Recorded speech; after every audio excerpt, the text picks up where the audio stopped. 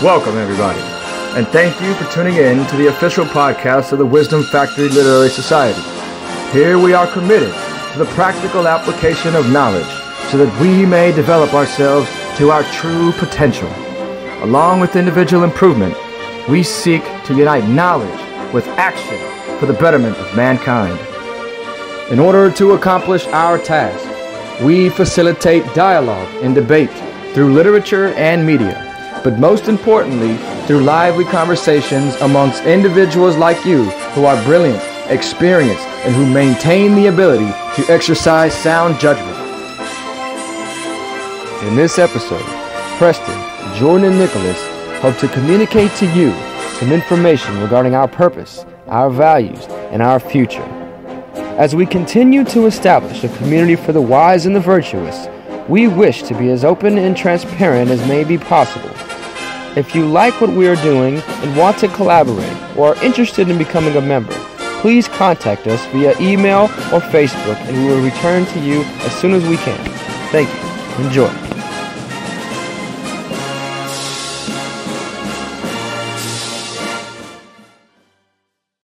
All right, everybody. Thanks for joining us. I am Jordan, and I'm with Preston Nieves and Nick. And we're going to be doing something a little bit different for this podcast. As you can see, the other ones are already up online on our blog, on our YouTube page. We've talked about India. We've had great conversations about the libertarian platform. We talked about the romanticism. But one thing that we haven't really done was give you guys enough information about what we do, what the Wisdom Factory is, what we're all about, what's our mission. Yeah, one of the questions that I get most frequently is what is the Wisdom Factory and what do they do? And that the thing that's tricky is that because we're so broad, that actually can be kind of a difficult question to answer. And it's something that we've had to work around as we're recruiting people, because we want to make sure we sound like we know what we're doing, but at the same time, still reflect the variety of things that we do and that we talk about. Exactly. And the reason why we're bringing this up is obviously if you've been enjoying our content, if you've been browsing our blog, you're naturally going to want to know about the people who are writing these things, the people who are producing these things. So we want to take this opportunity to give you guys a little bit of information about all of that. And we are accepting new members. So if you're out there, and it doesn't matter where you're from, it doesn't matter where you're located. If you're a student at a university, and you're not at Texas State, because we're based out of Texas State University, but if you're just like a freelance writer, or you're just a journalist, or you're just somebody who needs a platform, or someone who would be interested in collaborating us, we are open. So please contact us. And if you hear this and you're in the San Marcos area, in the Central Texas region, we would sort of encourage you to seek us out and come to a meeting. But with that, so I guess we should talk about a little bit about our past and our present and our future. So the Wisdom Factory is sort of a new organization. We've only been around for 2 semesters here at Texas State. And so I believe that in order to really understand something, you have to go to the beginning. You have to go to the genesis. So how did the Wisdom Factory start? Well, it started when I was reading books. I used to read by myself. I used to read a lot because I wasn't in school. I wasn't in college. I wasn't enrolled in class because I had to save up for financial reasons. But that's not the point. The point is that I still was intellectually curious. I still had this urge to learn. And so I was reading voraciously all kinds of books. My bookshelf, was filled with fiction, nonfiction, and had every single subject on there. And the reason why I did this was because the people that I read about were the same. Like they were autodidacts. They were teaching themselves. They knew the power that you could get if you become your own teacher. If you stop waiting for someone to put information in your head and you go out and put information in your own head. You go out and find, you go to the library and you do your due diligence and looking at everything that is there to offer, and you teach yourself by reading and understanding what's in these books. And that's important in today's day and age because there is a lot of information in a lot of these books. And when I was reading them, I would always come across a page or I would always come across a passage. And in that passage was just so much truth, so much wisdom, so much, it gave me so much motivation and inspiration to become a better person, or it just expanded my consciousness or my philosophy, or it just improved me and improved the way I look at the world. But I would close the book and then that would just disappear. I would think about it periodically, but I just had this urge that, man, this is important, and this book is old, and no one probably is going to read this, and people need to know this. So I really wanted to share this information. And, you know, I felt that the best way to do that was to share this information with other people who are like-minded, other people who are passionate about learning, other people who are actually going to read, because you love learning that much that you're willing to go through that.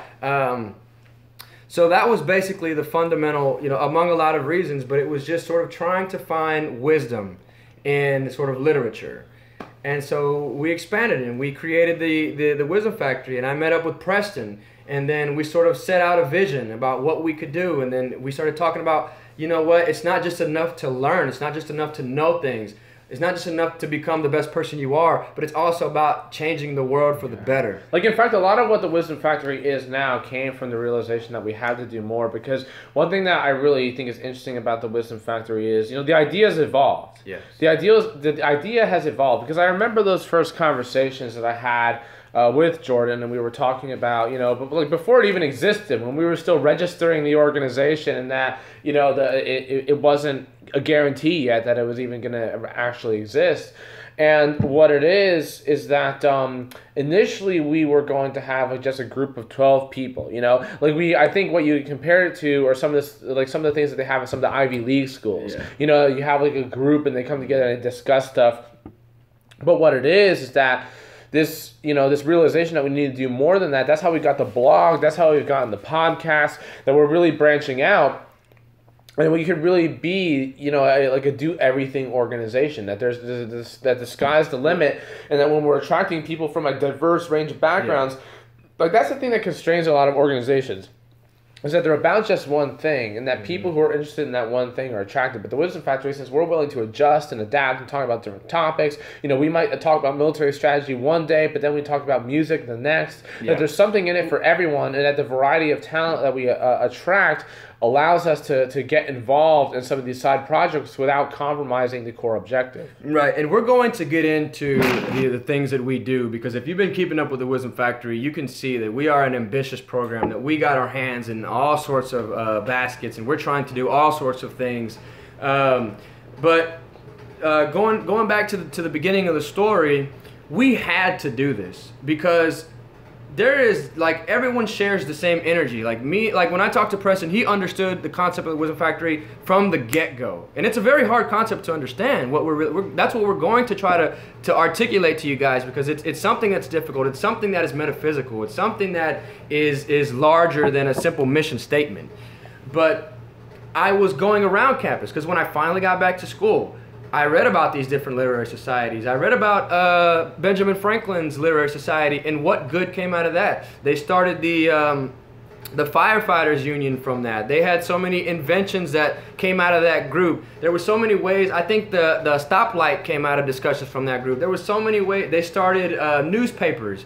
So many great things in Philadelphia happened just simply because they had a bunch of people coming together to discuss ideas. You've heard about this whenever you learn about the Renaissance. There's these salons where people are just getting together and they're talking about ideas. They're discussing concepts. They're discussing people. They're discussing, you know, things intellectually and creatively. And I didn't see that on campus. And I looked at every single organization that exists, and there was nothing close to what I thought we should have. Yeah. Yes, they had book organizations where everyone's going to come together and read Harry Potter, and then we're all going to talk about Ron Weasley on Thursday. I don't mean to diminish none of them, but I just saw that there was an opportunity for more, for a true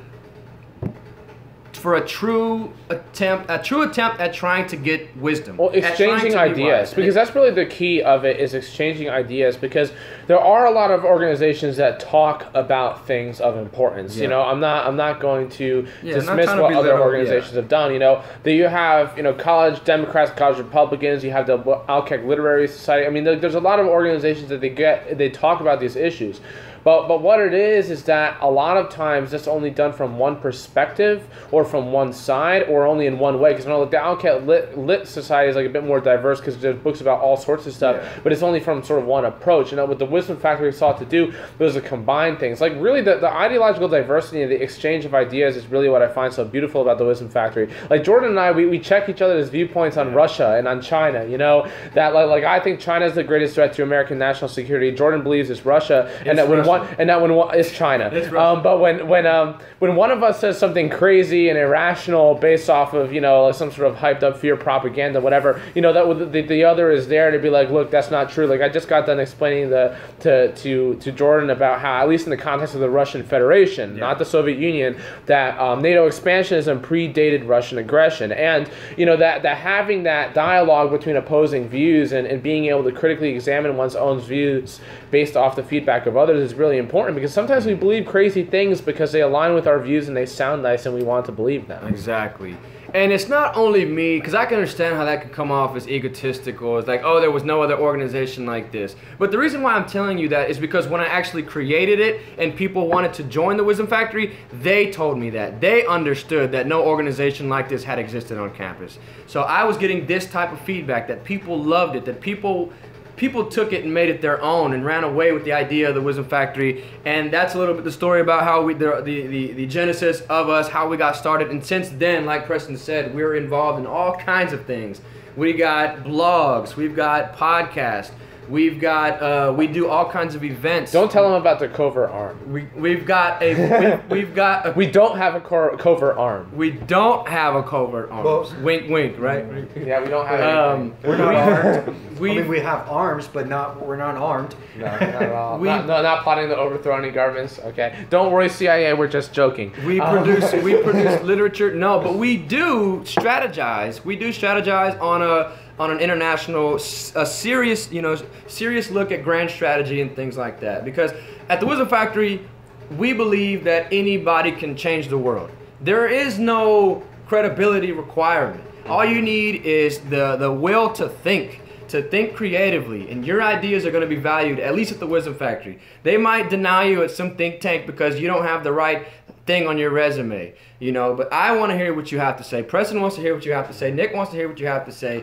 And we're always, that's the only way that a free market society is going to survive, because we are all equal and we all have great ideas. If this is a true democracy, it can't just be an aristocracy where the people that have the certificates are going to be leading the discussions, because because they don't have the same experience that everyone else is having. Yeah. Well, the Wisdom Factory is able to bring intellectualism without elitism, and that's something that's very hard to do, because a lot of times those things go hand in hand. That either is power based and the elites want to control the narrative, or is intelligence based and the intellectuals are the people who they think they're the only ones who know what they're talking about, and that they try to use that to exert power over people. What we're saying is, and like we've seen this firsthand. Like, one thing that has really blown my mind about being a part of this organization.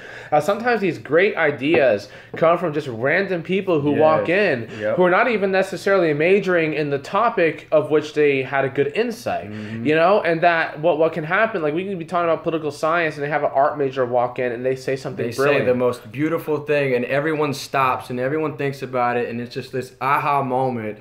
And where wisdom is created. We're the Wisdom Factory. Yes. That is the product that we produce. It comes off the assembly line. It's wisdom, and we've produced that before. And sometimes the people manufacturing it have been, unlikely sources. People who we would not have thought of them having expertise or knowledge or insight in a particular area, but they did. Yeah, and it's a discovery process, because this person probably didn't go into the meeting sort of thinking that they were going to say this, but through the discussions, we get into the nuances, we talk about things in depth and in breadth, and then during the conversations, you're sort of forced to sort of look at things in a different way, and then it brings out of you.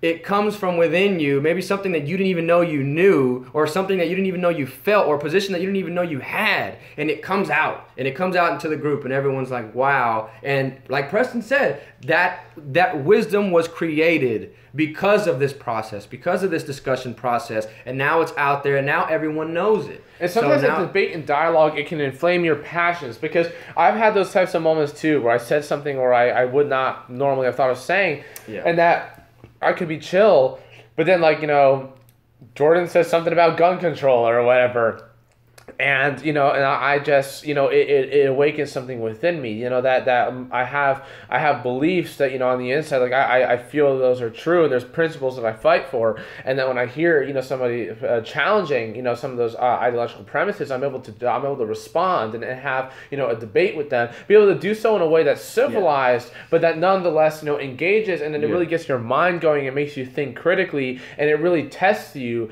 in terms of not only what views you have, but whether or not you're willing to defend them, and whether or not you're able to come up with good arguments to do so. And let me give you guys an example. Take it from the abstract and the theory to the practical, which is what we specialize in. Is we specialize in useful knowledge. So we had this meeting, and we were talking about hope. Like, what is hope? What does it mean to you?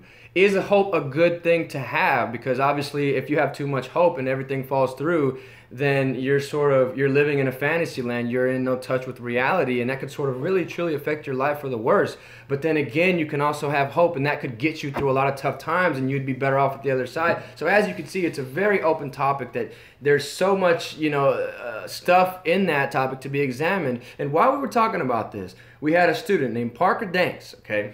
And Danks. Parker That Danks is his real last name. His actual name is Parker Meme Danks.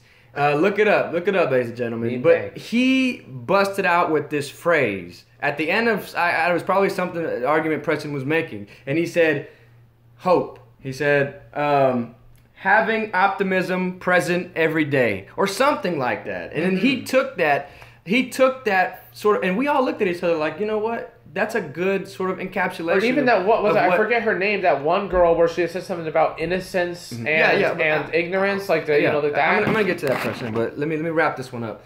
So he had this thing about hope, and it just sort of at that moment we were sort of trying to define hope, and then he said it was having optimism present every day, and so that helps me sort of keep my hope alive every day. So it's already made me a better person. But that's not even where this thing was useful. Parker actually had someone that he knew passed away. And Parker told me that he was going to use what he had learned about hope, and he was going to bring that into his, because they had asked him to speak at the funeral. And Parker used this to help him sort of craft a very heartfelt and a very appropriate message for that time and that day. And so that shows you that like this helped Parker in that particular situation. And it was because, obviously he came up with the rest of the speech, and there was a lot of things that was only true to him. But I'm just glad that we had that little small contribution that might have had an effect on the people who were there in a positive way to help them in a moment like that. And like Preston said, there's other examples of this where people are at these meetings and they're coming up with things, and wisdom is being created and wisdom is being applied.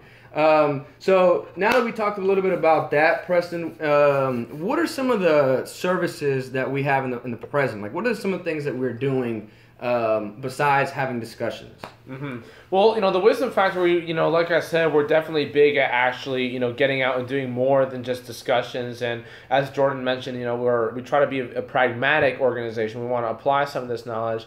So we've really branched out. One thing that we've done is research. There's been several pieces of literature that have been published on our blog about all sorts of topics ranging from immigration to foreign policy. And we really try to put these ideas on paper.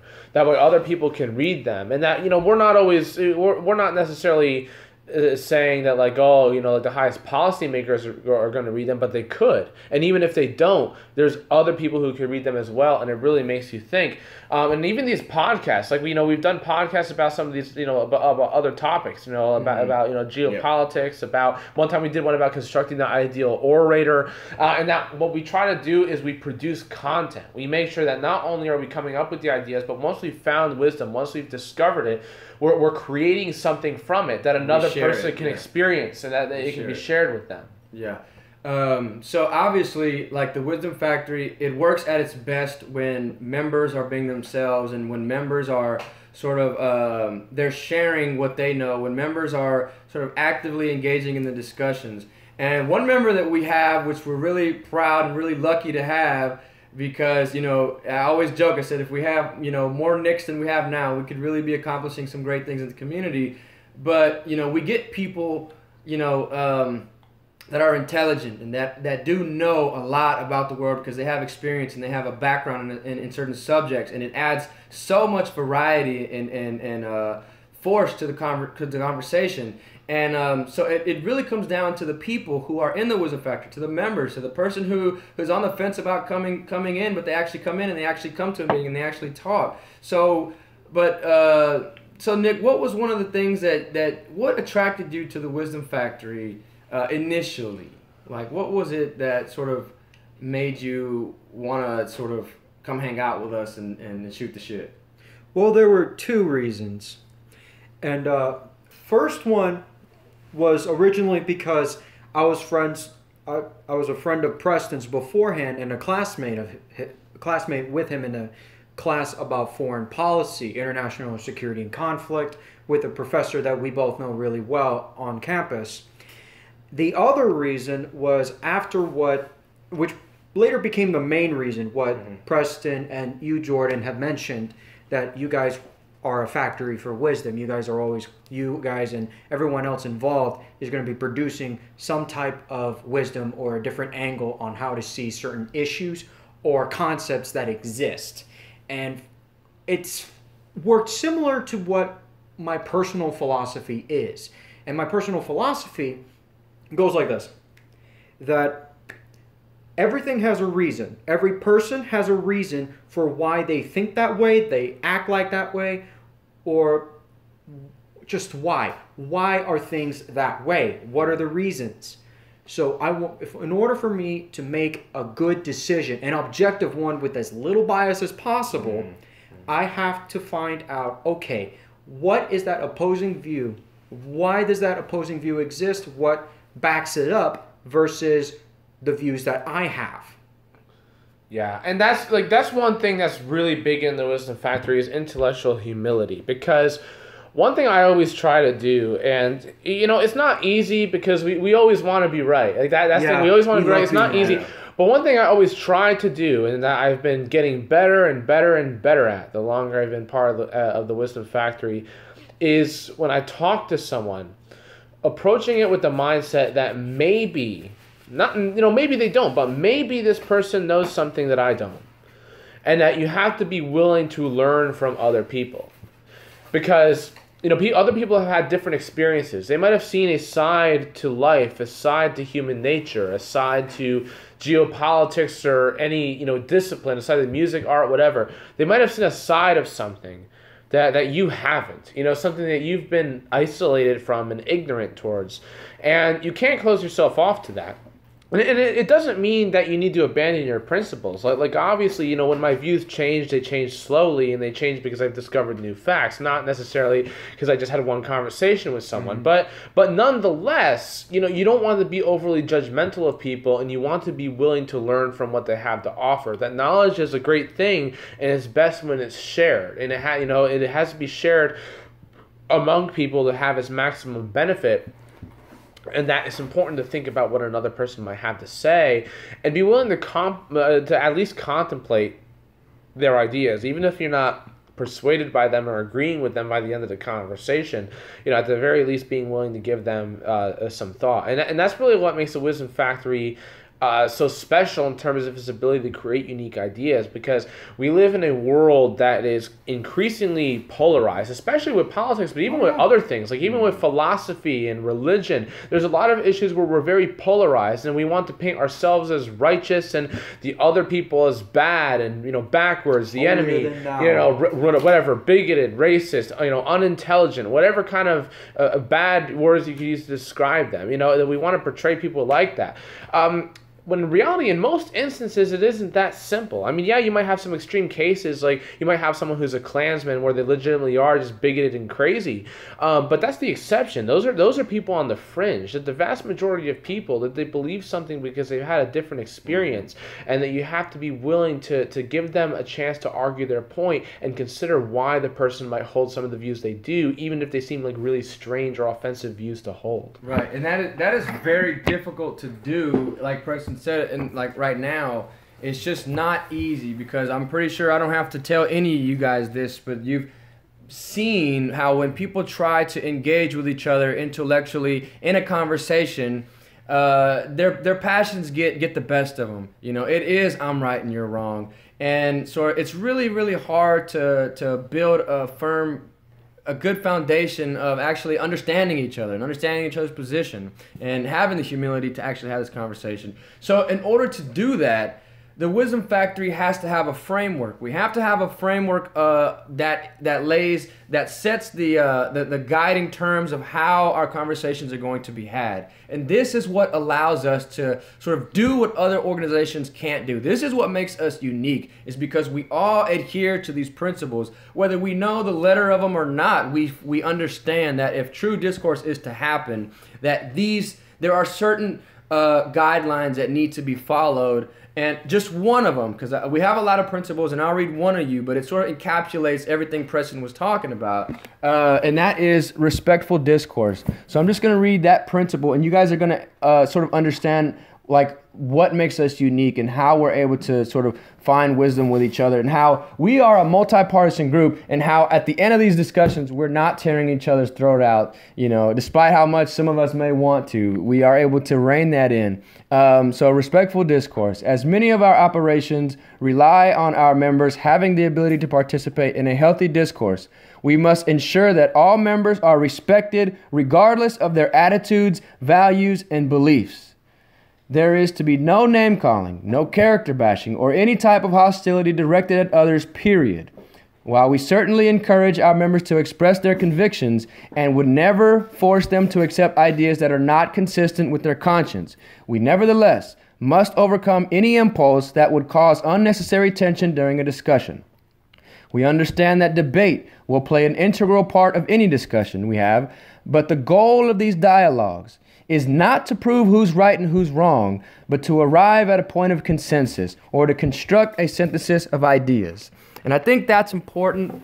And like we said, we're all about sharing wisdom. And I've said this once and I've said this before. I don't care about the uniqueness of this organization. I want the Wisdom Factor to be a model for other organizations to follow. If you're having trouble in this area, if you're listening to this and you're trying to start up an intellectual organization, or you're trying to organize a group of intellectuals, and you're having a problem where you're getting members that come in and they sort of they don't know how to have civil conversations with people who don't think like them.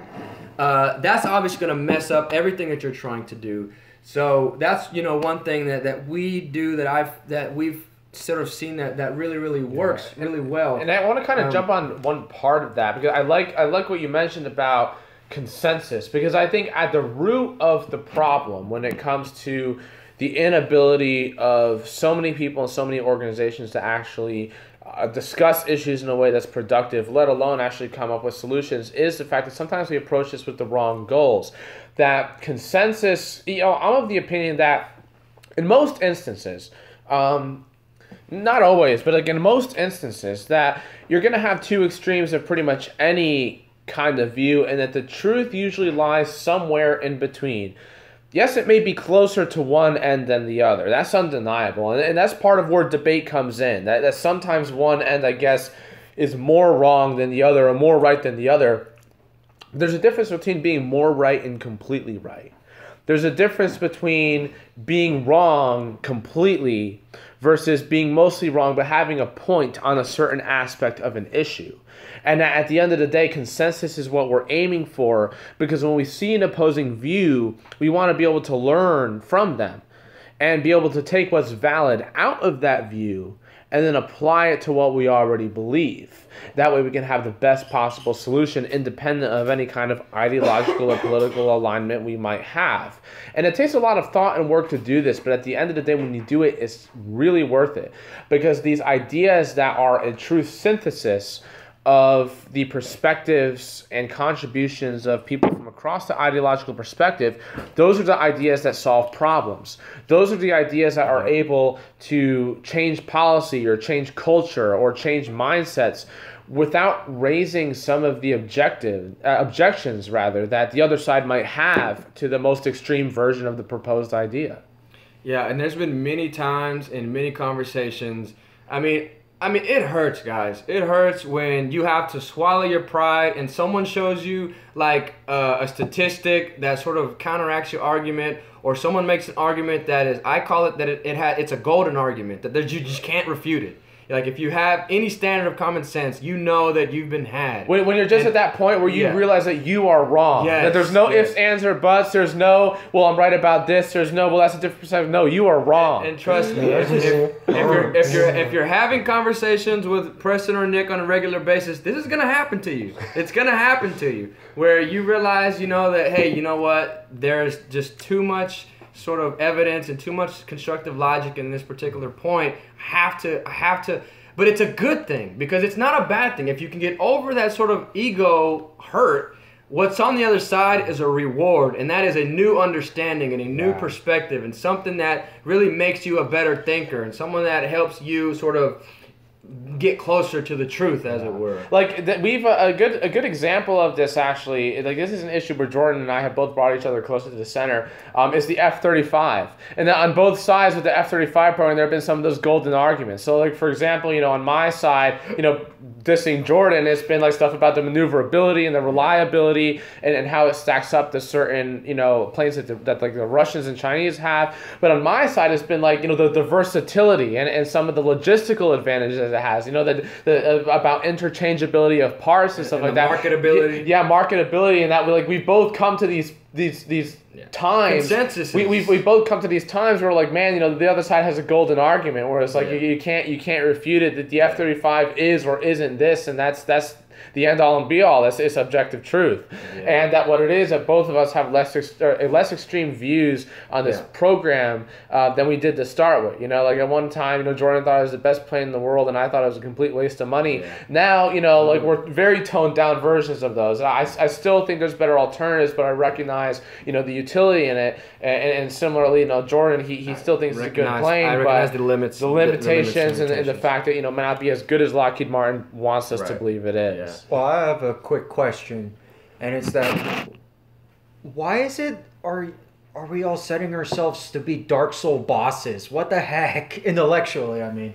What do you mean? I mean, well, for one another, we kind of are, because, that we talk about these kind of things a lot, and that what it is that a lot of times you get in that mindset of, if you want to defeat someone in an argument. Like, for me, like, I think if I defeat Nick in an argument, or if I defeat Jordan in an argument, it's an accomplishment. I'm like, I've proven something. What do you mean by Dark Soul? What do you mean by? It means that it's so difficult to defeat that opponent, you almost either rage quit or you stop playing the game. Well, rage quit.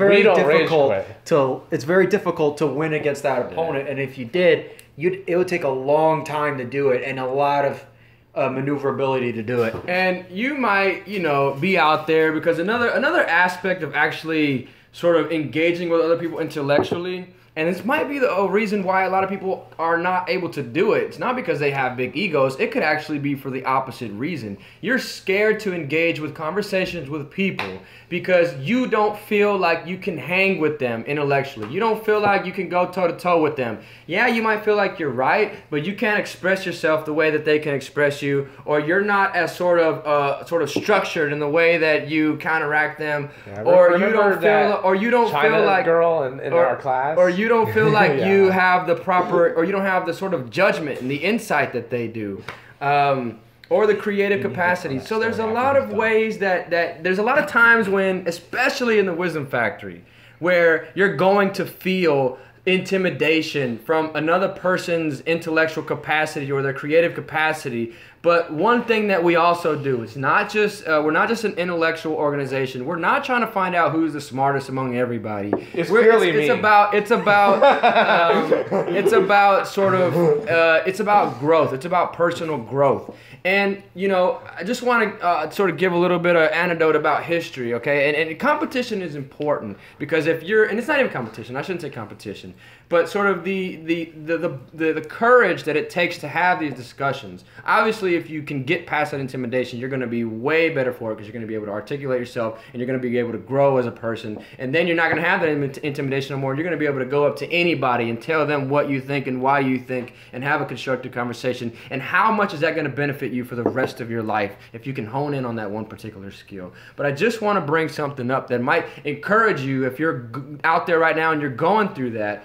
Is there's a famous story about Alexander the Great. Okay, and everyone knows he was the greatest conqueror the world has ever known. You know, they had to stop him from conquering. That's how good he was. He never really lost a full-fledged battle against an enemy that had the same sort of forces in him. Yeah, there were some skirmishes out in the desert regions of Pakistan that he might have lost, but overall, he was just a winner. He was somebody who had his will, and he bended reality to his will. A great man. Obviously, he had his faults. He killed a lot of people and all that stuff. And I don't want to diminish that, but there's a reason why there is so much glory attached to his name. There is a lot of achievements that he has accomplished that are almost inhuman, right? So you're thinking about this person, and when he was growing up, his father was Philip of Macedon, the King Philip.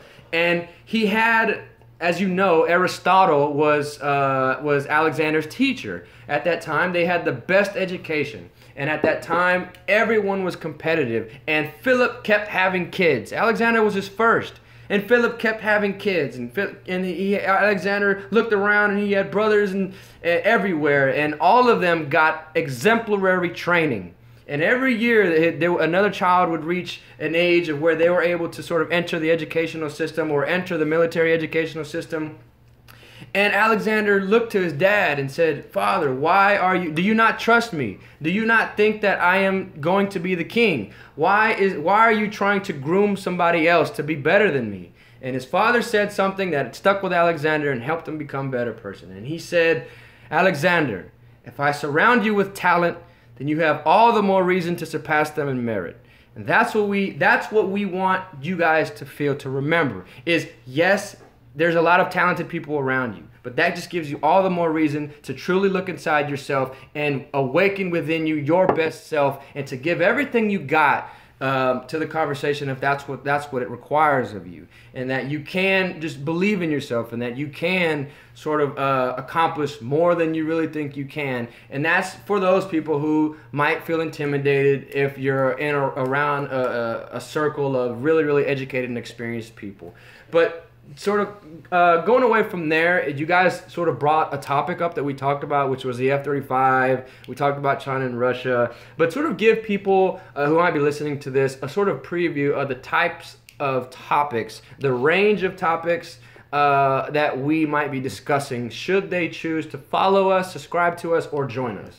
Well, one thing that's important to note right off the bat is that we decide these topics very democratically. That what we end up discussing has a lot to do with what the organization members actually want to discuss. That we listen to ideas from everyone. It's not just the officers of this organization that get to pick the topics. That if a regular member decides they want to talk about Van Gogh, for instance, then we can talk about Van Gogh.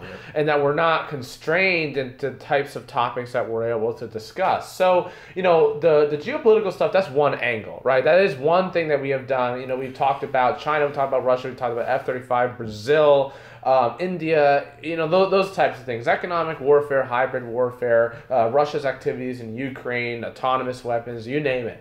But there's a lot of other stuff that we talk about as well. Like, for example, one time we did, we acted out I think it was a play. Remember Amontillado? Yeah, the cask of Amontillado. Yes, yeah. That we did that, and that was a lot of fun. And another thing on the blog, I recently wrote a poem that I posted. It's a poem called Dragon King, and we've also talked about. I'm trying to think what else. There's an Ideal Orator podcast. There's the romanticism. The Enlightenment was our first meeting topic last year, and we really try to bounce around, between philosophical topics, military topics, economic topics, artistic topics, all sorts of different stuff. And that when we're heavy in one area, a lot of times it's just because of our membership reflects that. But as the membership changes, so too do the topics, and that when a new idea is introduced, we try to incorporate that into the discussions. Yeah, so we're interdisciplinary. So, like Preston said, topics will be coming out of all areas of study. It could be science, mathematics, all the way to your arts and everything in between. And to me, that's what really makes this society beautiful, is that it brings everyone together from all these different areas. Because I know, like, personally, and I guess it's a student organization, so if you're not a student, you might not sort of identify with this, but that's just all the more reason why you should try to look into to working with us, is that as a political science student, there are things that I learn in my classes that are really things that everyone should be getting taught. Like, whether it's about gerrymandering, or whether it's about the history of our immigration laws, or whether it's about sort of voting behaviors of certain demographics, or whether it's about the history of healthcare, or whether it's about, just on and on and on. And, like, if you're not taking this class with this particular professor, chances are you're never going to be exposed to this information by the regular way. But we all sort of fill our gaps of ignorance for each other, because we all come from these different backgrounds, and because we're all going to, have a roulette about all the topics that we're going to have. So if there's someone who doesn't have political science background and knowledge, us who know a little bit more about that subject are more than happy to share what we know on this topic. And it fills that ignorant gap, or I guess ignorance is too strong of a word, but it fills that gap. But ignorance, it's I don't think it's too strong. And in fact, like ignorance is something that oftentimes we're afraid of, or afraid to admit that we have. Like I have some examples, personally of that, because like we all have our strengths and weaknesses. And I know, like for me, when it comes to contemporary stuff, like current events, strategy, statecraft, like I'm the strategy guy. That not to toot my own horn, but I always win all those debates and stuff. But I know. When it comes to history, I have learned a hell of a lot about history from Nick. Like Nick's a walking history encyclopedia, and like there's historical events, particularly from stuff that was like before the 20th century. Like you're talking 1800s and before, ancient history, like Romans and Greeks and Carthaginians and that kind of stuff. Like there's stuff that Nick has talked to me about that I hadn't even heard of, and that what it is. And like on the flip side, that Nick.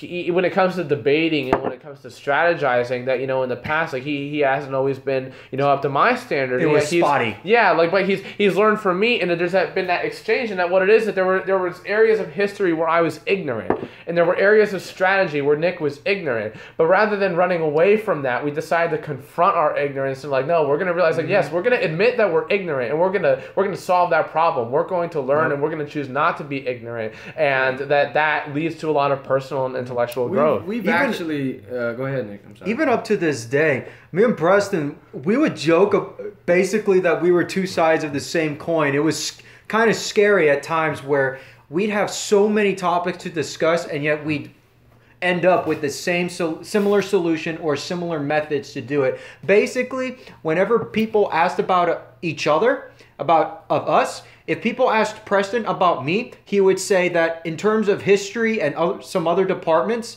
that I am Preston, but up to an 11. And if people that I knew asked me about him, I said that basically Preston was me, but up to an 11 when it came to strategy and military affairs. It's kind of hilarious. Exactly. Yeah, and imagine that with more and more and more and more people who can fill all of these gaps, who they can fill all of these different sort of subject areas and topics and give you all the information that you need from all of these different areas. So, like, when I was talking about ignorance, we actually just had a conversation about that. The topic of the day was knowledge is power versus ignorance is bliss. Which is a better philosophy? What is the significance of others?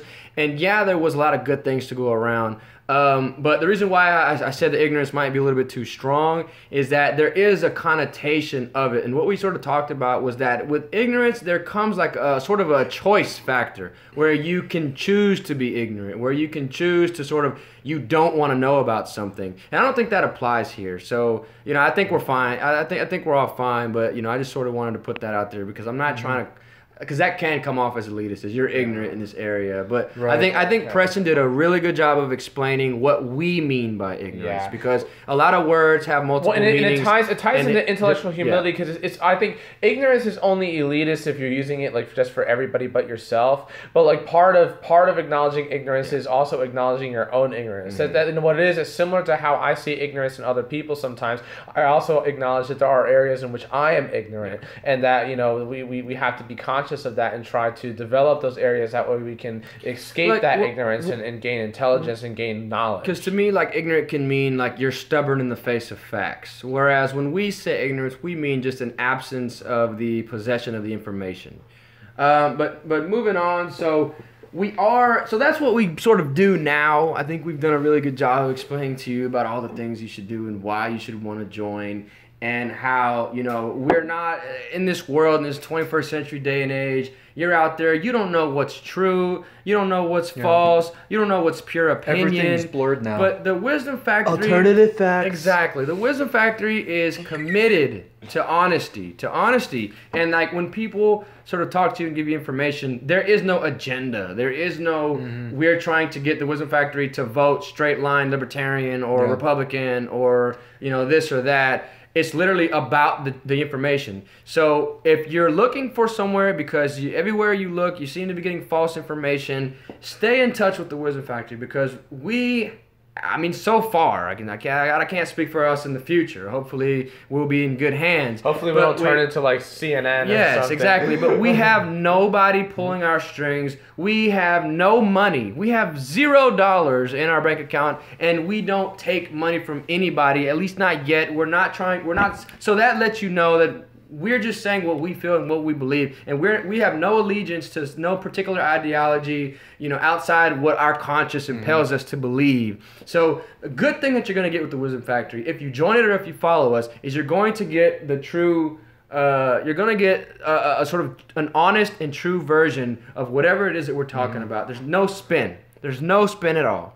And that's, it's more than Bill O'Reilly can. And we go to great lengths to ensure that, because I know even with some of the papers that I've written for the Wisdom Factory, that I'll run it by Jordan. I know there's something I'm working on right now where I ran it, parts of it by Nick, and that we try to play devil's advocate for one another, and that we make sure that whatever comes out of the Wisdom Factory in terms of publications, that it isn't just some sort of manifesto for one person's views, that it truly reflects a type of consensus, and that we're able to tone down some of the extreme aspects of the original ideas that were expressed in the first draft. It's very good to be objective, and I remember this crazy story. I remember this crazy instance, and this was basically around the same time when this is basically the first time I developed some type of impression of Preston at the time. We happened to be in this, we had the same class, and this is where it's a good idea to be objective and take whatever information you can get and make a good judgment based on that. And what I'm about to tell you is very interesting. What happened was, right before we were getting ready to get into class, Preston already had his own view of China at the time. This was where I was still thinking about what my thoughts were when it came to geopolitics. But there was this girl who was in the Chinese department. She was pretty knowledgeable as well, but the problem with her was that she really just focused on the cultural and language sense. She didn't necessarily go into economics and politics, and she ended up getting into a discussion with Preston about that.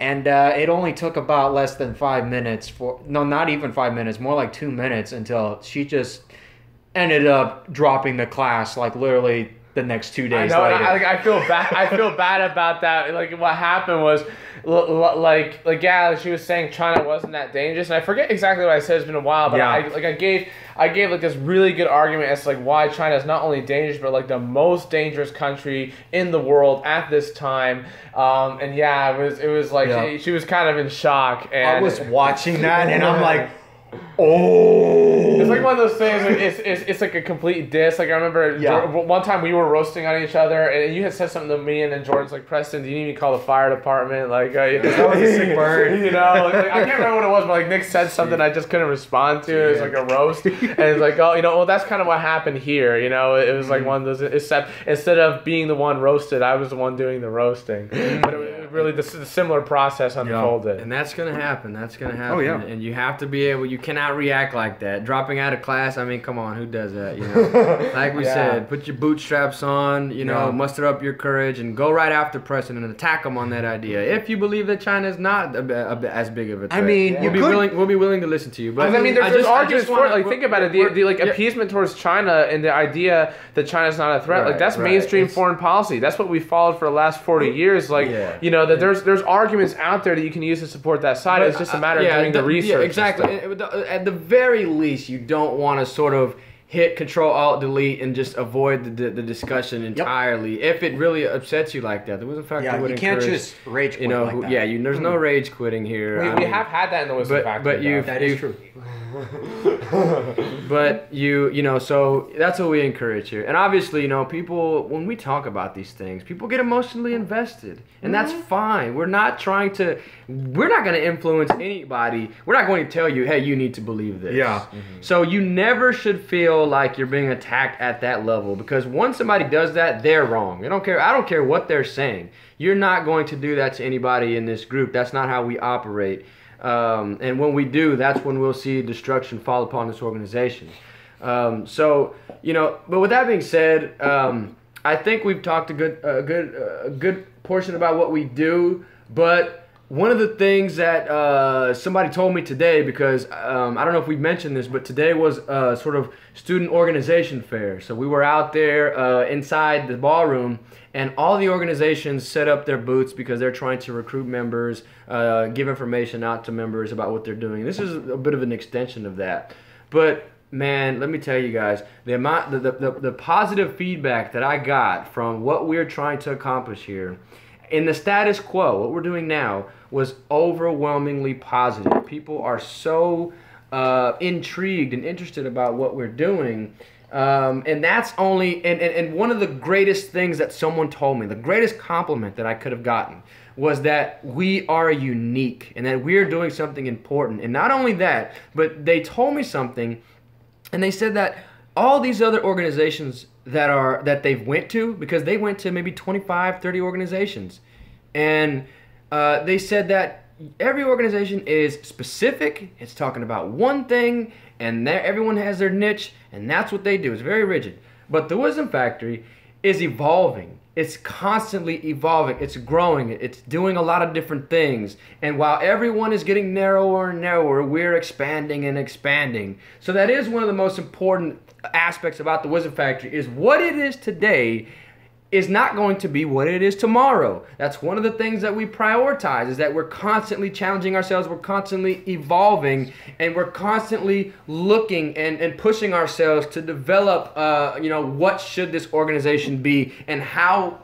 can we unite knowledge with action for the benefit of mankind. So, Preston, what do you see for us, maybe in the future? What sort of things do you see should be coming down the pipeline for the Wisdom Factory? What should, people who are interested in this organization, what do they have to look forward to? Well, there's a lot, and that considering that we've gotten the hang of it in terms of running this organization, that we've attracted some new members, that we have a lot more capacity to do some of this stuff. One thing is going to more events. We have gone to several events already, but sometimes they've been a bit few and far between. And that now there's several different things that we're looking at. Like there's another. I think we found that through Facebook. There's another national security thing. There's a concert that we want to go to. We've also talked about having maybe a basketball game or a chess tournament. So like hosting something here on our own. The leadership conference. Or even a museum. Yeah, we're gonna be going to a museum trip. Those are all things that we're gonna be doing at some point. Some sooner, some later, but all at some point. Another thing is more engagement in the community, because one of the things that we've talked about a lot is activism and how we can engage in activism, but not the conventional kind of activism a lot of people think of, because we're a nonpartisan organization, so we need to be careful about things that would exclude people based off of partisan ideology or take stances that are super hardline and mainstream on controversial issues. But there's ways to get involved in the community outside of just stirring up controversy and saying divisive statements. That things like volunteering, helping the poor, going to a food bank, those type of things. Like the Wisdom Factory wants to do that kind of stuff. We want to be active in the community, and those are things that are coming down the pipeline. That we've built something great so far, but what fascinates me about this organization is only the beginning, and that what we have now is a good foundation. That what we've created, the discussions, the blog, the podcast, is a foundation. It's something that it's good, it can stand on its own, but it has a lot more potential that we can build off of it. And that it's been a process. It's been a process that building this. One of the reasons why we didn't get to some of this stuff earlier is because we wanted to make sure we had a strong foundation. But now that we do, we're really able. The sky's the limit, and we're really able to get a lot more ambitious. And that we're talking about and doing things that at one time would have been unthinkable, and it's really great to see. So to boil it down, what we want to do in the future is sort of create ideas. Come up with ideas that can change the world for the better, develop them, and then sort of distribute them and take action on them. So in order to do that, the Wisdom Factory has to expand in 3 core areas. And how we do that is going to be fluid. We're going to try to see what works. We're going to sort of gauge public opinion. We're going to try to. We don't want to get too far ahead of our supply train. But those 3 things are going to circle around number 1, and I look at this as the most important, is research. We have to develop the capacity to actually do research.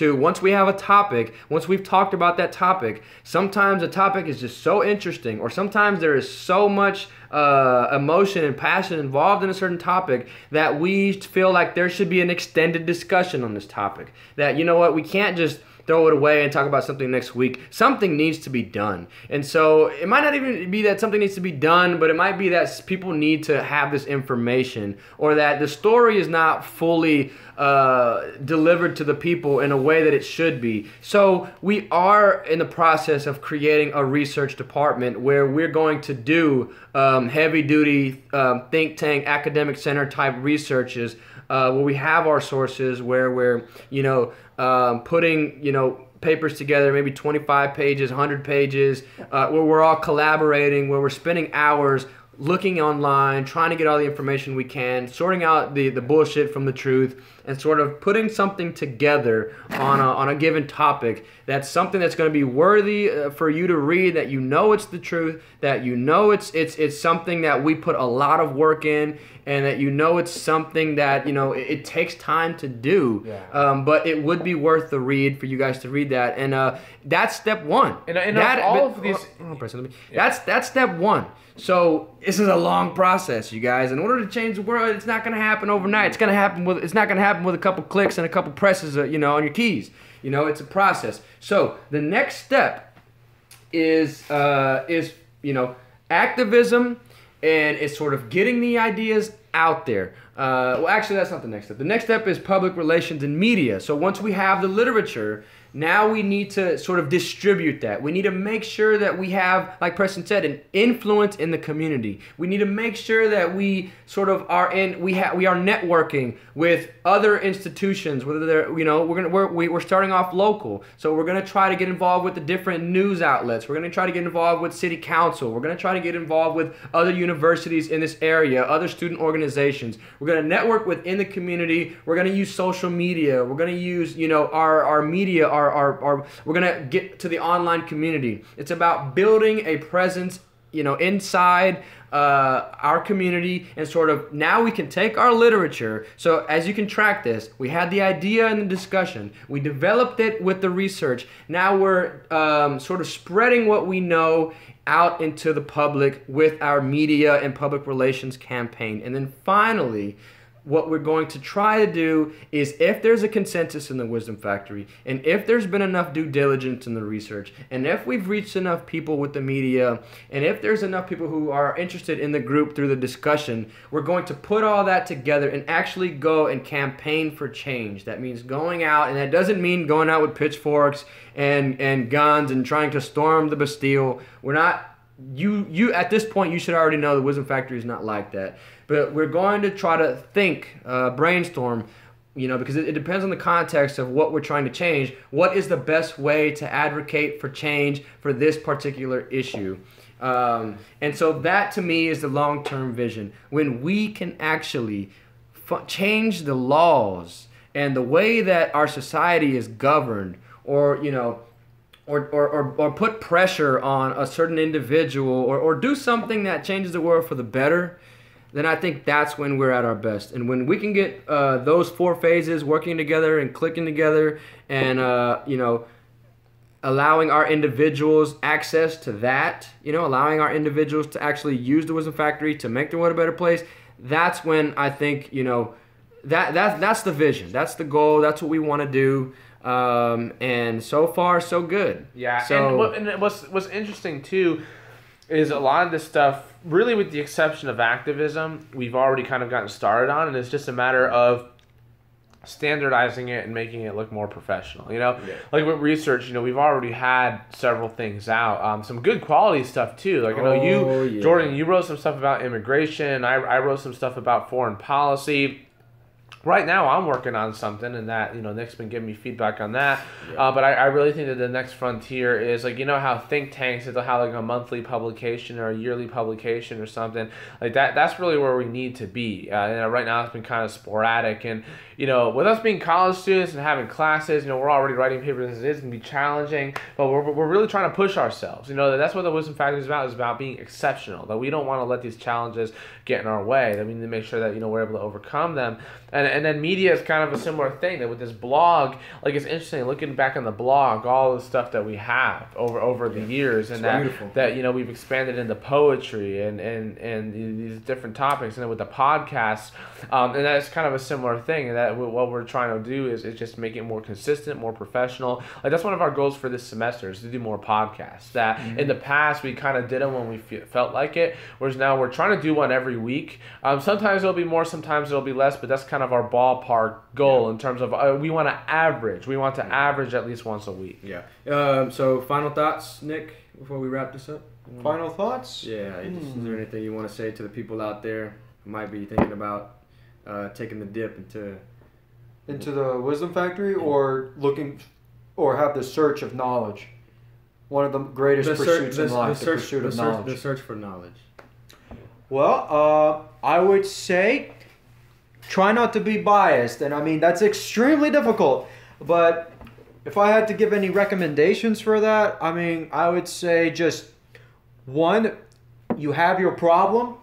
Look for the information that supports both sides of the argument, then make your conclusion based off that. And I mean, even then, if it's current, it's good to periodically check on it, and even look into older documents so that you can have a better understanding of the entire spectrum. You can't just look at the current thing that is happening and have the answer to it. Everything has a reason, everything has a history to why it becomes that way. And that's why I'm a nerd for history for that. So that's what I'd recommend for you guys, is to understand the full picture. Not just that one clip, not just that 1 second clip that you see on CNN, or that one picture that you see on Fox News. You gotta understand the entire scenario to even have remotely an idea of what exactly is happening. And even then, that may not be true. And there you have it, ladies and gentlemen. I am your president, Jordan Villanueva. I am with the vice president, Preston Nieves, and we have with us one of our original members,